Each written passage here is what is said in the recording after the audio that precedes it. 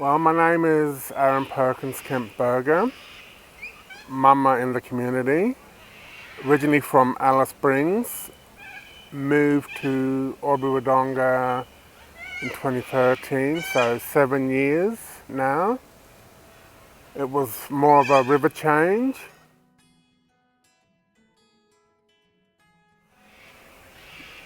When I first came here in 2013, I had family, so I had a spot to be.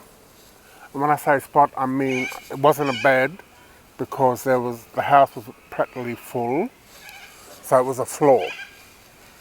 And that in itself is a perfect example of homelessness, because if you don't have a bed, you are homeless. And I didn't mind because that's the way it is in Aboriginal. We put up anybody and everybody, whether it's the floor, the cupboard, wherever. It did get to the point where it got a bit too much for me and I had to seek help, which was a big step for me because I'm not one to seek that. My stubbornness and pride got in the way. But yeah, I got it, and I actually found a spot at Quamby House when it was a men's shelter. I think it's anybody and everybody can stay there now, but they do have set areas, and there was a bed available, and I actually cried because that's how much of an effect it had on me, that I actually had something of my own.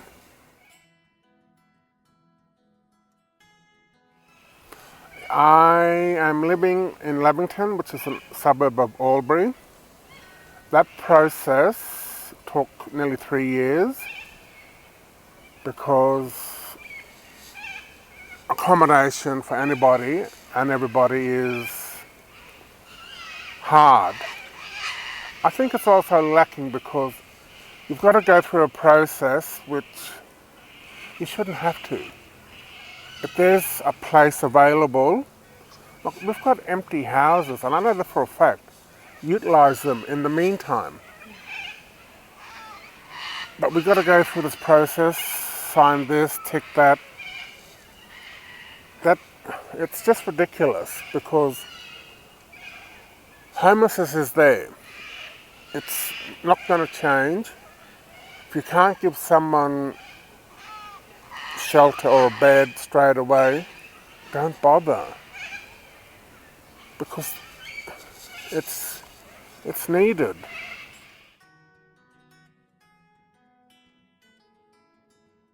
Well, it is hard for an Indigenous person because, one, the service is not there. Two, who wants to accommodate an Indigenous person in their area? To live rurally, it's ideal, but unfortunately you've got stigma, prejudices, and I'm going to say it, racism, because having an Indigenous client in a rural area, it's harder.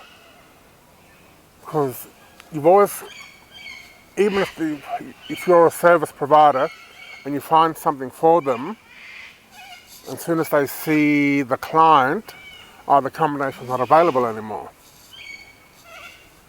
What the hell? We're humans, so we should be treated the same. We just got different skin colour. If they have a preconceived idea of how we act, that's wrong. Because I've seen non-Indigenous people do worse than us, but we're marked. Well, it'll be somewhere where it provides shelter, railway station. Depending on the season, the river water has a calming effect on people. And I've come down here and it's just a good place to release. Being an Indigenous gay person, if you decide to come out, you are at risk of getting kicked out of your home, because Aboriginal society nowadays doesn't have a tolerance for that. I've known of some cases where people have held back on coming out because they actually might be living at home. And when they come out to their parents or whoever, older person, it's basically piss off. So, and it's harder because you've got a double stigma, being Indigenous and being gay, because society, yes, they might accept and be polite, but you get down to the nitty-gritty, it's not acceptance from the heart. And that's a shame. Most Indigenous elders, they feel like they're a burden, they feel like they're not wanted. In some cases that's true, because Aboriginal society has unfortunately twisted the wrong way. Aboriginal elders may not feel comfortable being in an old folks home or aged care home, whatever the polite term is. That aged care home may not be set up for them. Just because you're old and you're in an aged care home doesn't mean jack, because they're there to treat the condition of aged, not the condition of colour or the condition of choice. And that's a shame, because it dehumanises, well, the elders particularly, because they feel lost. Every person is taught to respect your elders. Where's the respect when the elders don't feel respected? They feel left out, they feel isolated. So you might see an Aboriginal down the street. Doesn't mean you've got to start wondering whether they're homeless or not. If you still see them there towards night time, then you can start wondering and ask. Because I can tell you now, stubbornness and pride does come into it.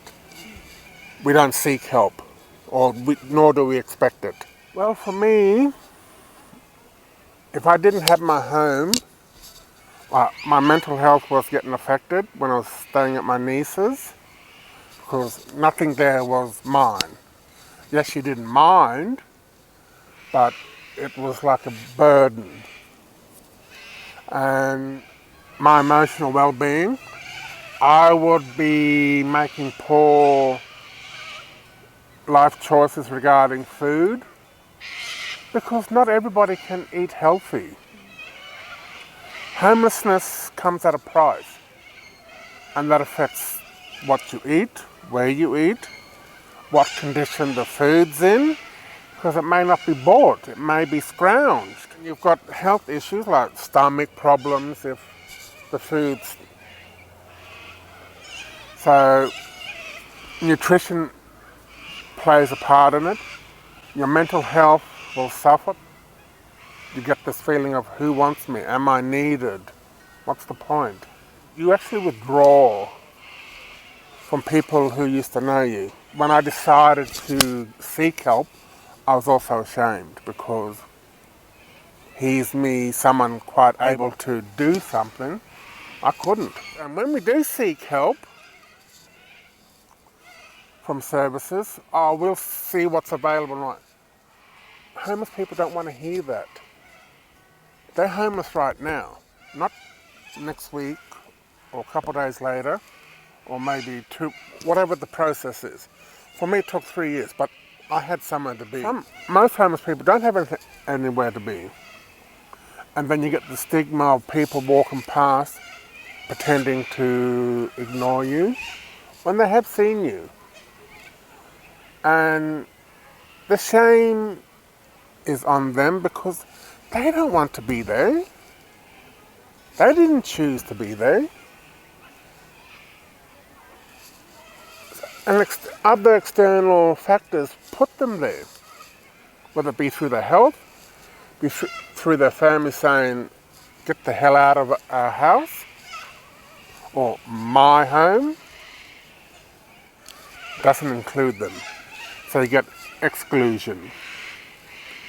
And I commend services for doing stuff, but they've got to do more on the homeless person's terms. It gives them back their humanity. It shows them that they're actually wanted and cared for. I would just like to say, don't put conditions on homeless people. They don't need to be told what to do, when to do, where to do. Just provide that basic room, that basic bed, whatever the terminology of being in a home means. Treat those people as humans, not subjects.